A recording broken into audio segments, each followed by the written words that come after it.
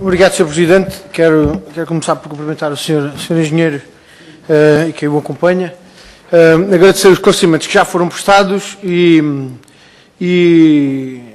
registar aqui, passa a redundância, o registro cauteloso com que tentado responder às questões que são colocadas e que compreendemos que não só do ponto de vista empresarial, mas também do ponto de vista jurídico ou jurídico-penal se justifica inteiramente. E quero dizer, Sr. Engenheiro, que da nossa parte, para utilizar uma expressão que a propósito deste caso foi referida, nós não queremos saber nada que não tenhamos a possibilidade de saber, para que não nos dê respostas que não tenham a possibilidade de dar. E, portanto, Sr. Engenheiro, vou-lhe fazer perguntas muito genéricas sobre o funcionamento do sistema e aprofundando um pouco as explicações que já foi dando, sem querer saber nada de concreto em relação a esta questão.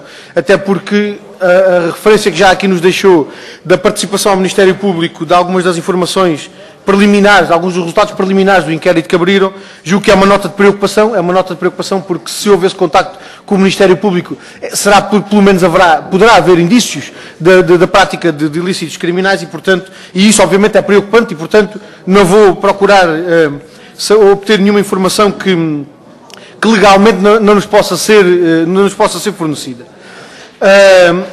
O Sr. Engenheiro fez uma distinção, e julgo que é uma distinção fundamental, entre o registro de comunicações e a interseção de comunicações. E essa distinção é de facto fundamental. Explicou-nos já de forma, julgo eu que suficientemente satisfatória, o processo que é seguido internamente na operadora em relação à interseção de comunicações. Portanto, quando há um mandado de um juiz, a necessidade de fazer essa introdução no sistema dos números da confirmação por duas vezes do número no comando, no tal aparelho de acesso limitado. Mas eu queria colocar-lhe uma questão. Quando há uma situação de interseção de comunicações, obviamente legalmente autorizada, essa interseção de comunicações é ou não acompanhada do fornecimento da informação relativa ao registro de comunicações. Ou seja, quando um juiz, portanto, num processo em que legalmente esteja uma escuta autorizada, segue-se esse procedimento que já nos explicou, sobre a interseção das comunicações e o envio para o Departamento da Polícia Judiciária daquela comunicação encriptada, mas há ou não também o envio do registro das comunicações para a Polícia Judiciária. E estou-lhe a perguntar isto porque, se houver uma situação de escutas, esse registro de comunicações é da prática judiciária da pouca prática judiciária que tive enquanto advogado, tenho ideia de que ao juiz é fornecido esse registro de comunicações, juntamente com o conteúdo das comunicações. E, portanto, alguém que obtenha a interseção obtém também o registro. E queria que nos pudesse esclarecer isso para poder perceber exatamente se isso acontece assim ou não.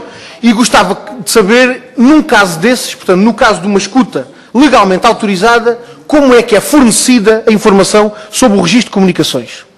Como é que isso se faz?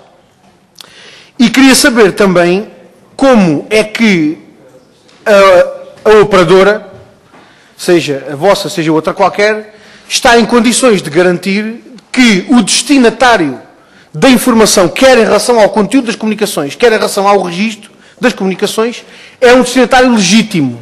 Ou seja, como é que a operadora consegue garantir que aquele destino para onde é duplicada a comunicação, porque julgo que é assim que se processa a realização da escuta, portanto há uma duplicação do destinatário das comunicações, sendo que há um dos destinatários é a Polícia Judiciária, mas eu gostava de saber como é que conseguem garantir que o destinatário, a pessoa que vai receber o conteúdo das comunicações e também, posteriormente, o registro das comunicações, é um destinatário legítimo. Portanto, o destinatário visado, neste caso a Polícia Judiciária, visado no âmbito do processo criminal. Portanto, este é um primeiro conjunto de questões. Queria ainda que nos pudesse dizer o seguinte.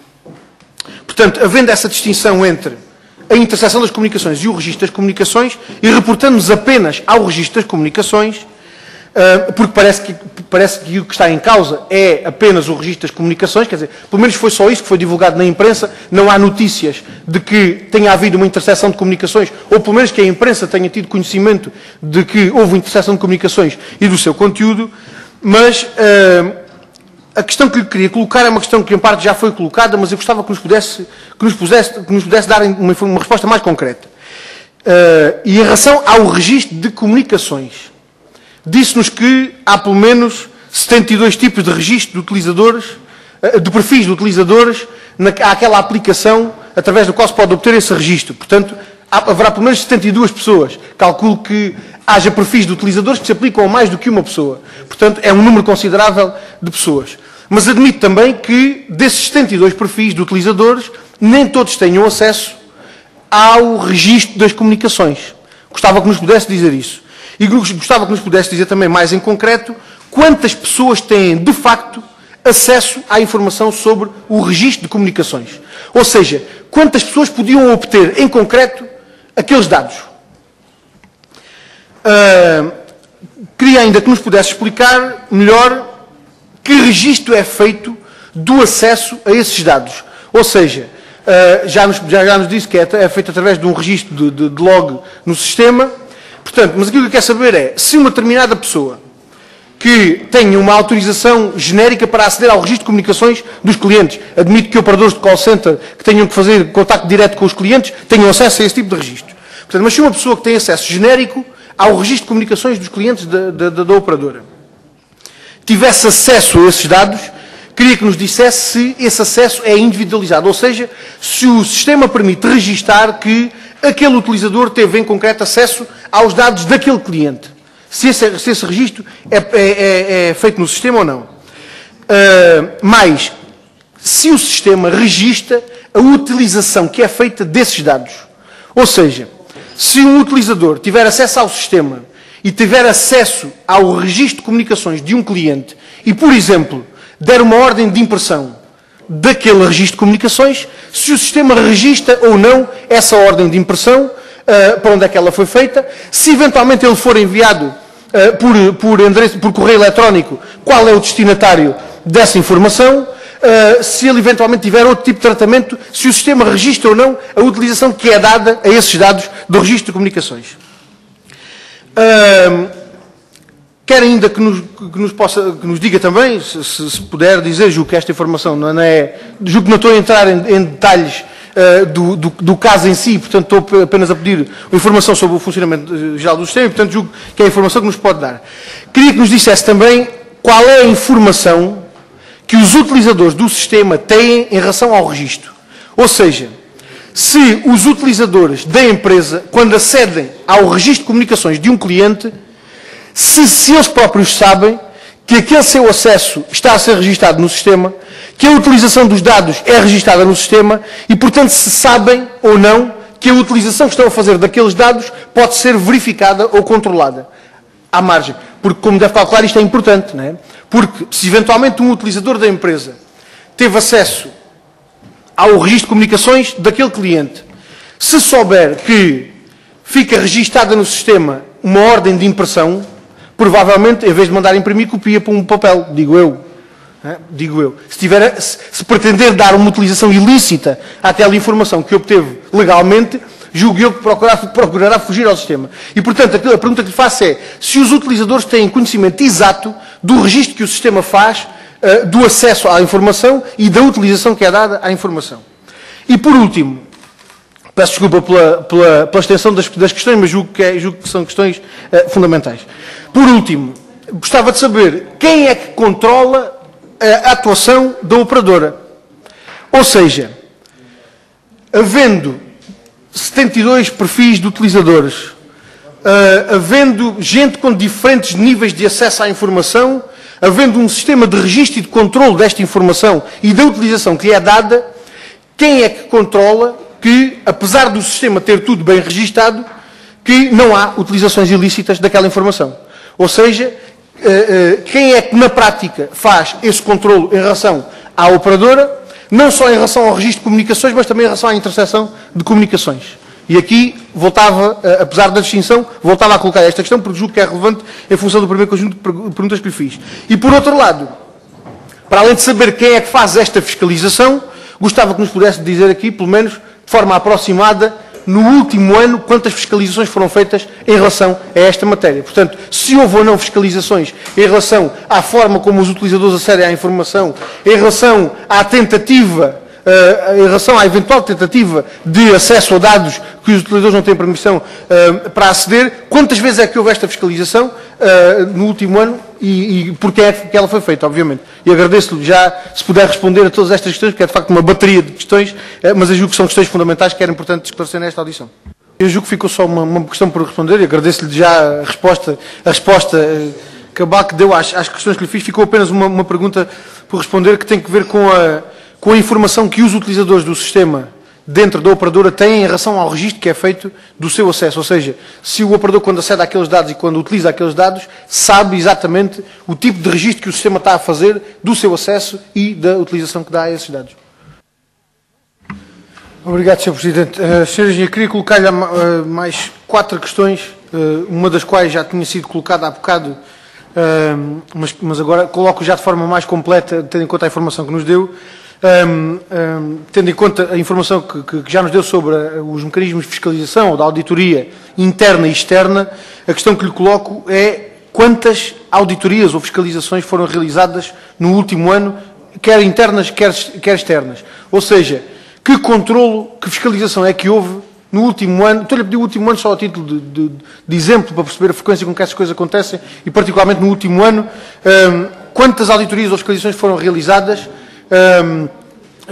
quer internamente, pelo tal Comitê de Risco e Conformidade, se não me falha a memória da designação que deu, quer das entidades externas.